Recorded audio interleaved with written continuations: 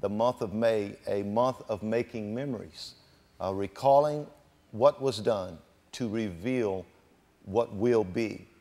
And I think sometimes it's impossible for us to really appreciate, Dr. Cushman, the revelation of our future without recalling the great things that God has done for us all in our past. And it's just a powerful thought. We have received several questions from throughout the nation on the internet. The first question that came from out of town, it says this: what do you do with memories that seem to manifest in your present right when you feel the most ready to walk into your assignment? And what if your memory is negative and the people attached to your environment are negative?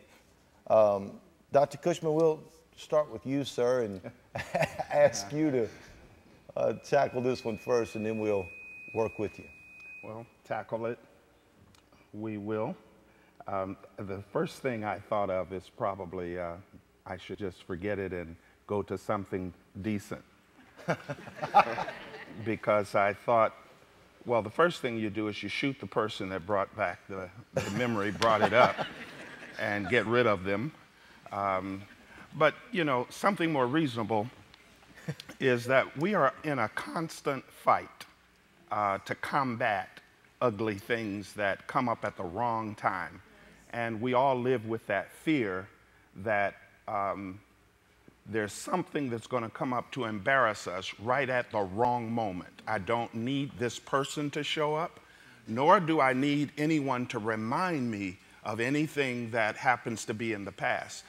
And the best way, I think, and we'll probably talk about this more and more and repeat it, the best way to get rid of a bad memory is you have to focus on good memories, number one. Number two, I am so purpose-driven here, and I know that's a tired subject, but it is a subject you can't get away from.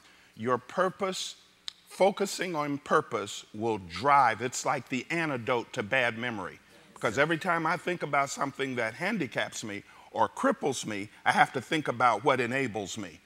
What God has said even before my feet touched the ground, touched the earth, that He had a perfect plan for me. And He knows the plan that He has. And He said His plan was to do me good and not to harm me in any way, and to give me a future. So I got a good future coming. The heck with the memories that keeps cropping up. You know, I focus on my future. I think that helps you to deal with something that keeps, you know, it's the little IEDs, we might want to call them in the 21st century, that we step on as we go. Something will blow up in your face, but let it blow up. You almost have to say this. You got to whistle in the dark, so to speak. Well, bring it on. Let it blow up, whatever. Because God has equipped me with a future, and I know He will get me to my future, this bad memory notwithstanding. I so agree. And one of the things that stands out to me in this question, and I think it's very important, because whoever sent this question in has dealt with this whole threshold idea of every time I'm about to cross the threshold and step into my purpose, suddenly there's this invasion of a bad history that wants to be thrown in my face. And I think you adequately addressed that. The next question is, how do you start making good memories when you have a history of nightmares? I heard a message, someone preached and said, are you making memories or are you making nightmares? So how do you start making good memories when you have a history of nightmares? I'm going to ask you to start, Dustin, because the message you preached this morning, I think, really addresses this question. Well, I said this morning that, for example, we've set this month up to be a memory-making month. Right. And a lot of times, especially those of us that have grown up in church, we've developed these certain perceptions of God. And I think we make the mistake of waiting on God to make memories for us instead of taking initiative. There are many people that Christ crossed their path that He unexpectedly helped them out.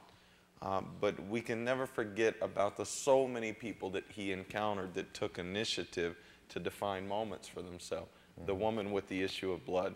I took my text from Mark chapter 14, the same stories in Matthew 26, and I think John chapter 12, and I forget where in Luke, I think Luke chapter 22 talks about this woman who Luke defines as Mary Magdalene initiated a moment for herself.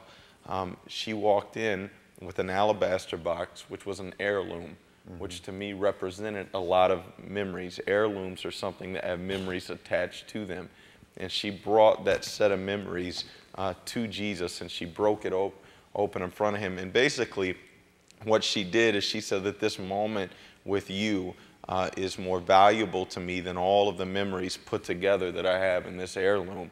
And so she waited on that moment, she anticipated that moment, and she took advantage of that moment.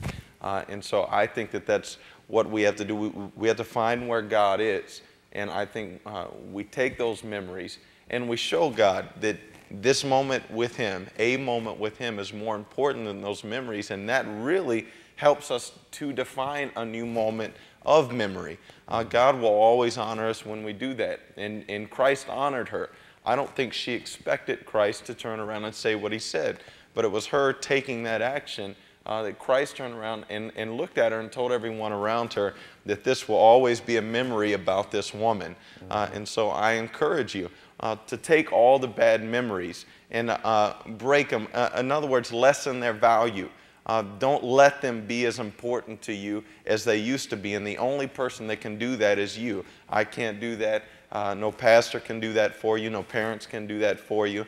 And really, God can't do that for you. It's up to you to really define how valuable that set of memories is to you. And so I encourage you to take the initiative to lessen the value of it and make God preeminent. I agree. And let me say to you that are watching, as we answer these questions to the best of our ability, and we're not up here saying we know the answer to every question, but we do know some things about experiences in life, and we can help you walk out your destiny and be all that God called you to be. And you must always remember that when God refers to you, he's always looking at you in what he called you to be. So if God doesn't reference your history to qualify you for where you're going, then what would make us recall so many nightmares that we would disqualify ourselves from our own personal destiny? Now, in a very practical way, let me say this, because I'm probably the worst at what I'm about to say. In a very practical way, it is good to record your memories. Even when I started my journal, and I became a journalist last year, journaling my own life, I found myself, every time I sat down to journal, writing about every bad thing that happened the day before or 2 weeks ago or 6 months ago. And as I began to learn the art of journaling, I began to record the good things, write down the good stuff, because that would, you're always going to gravitate or become what you give attention to. You're going to go that direction. So I started writing down the good things. The Bible is very specific about the day. Ezekiel would say something like, on the 30th year, the 15th day of the 4th month at 2:15 in the afternoon, the Lord spoke to me. And I think many times we fail to journal and date the great things that God does for us. And I think journaling is very important.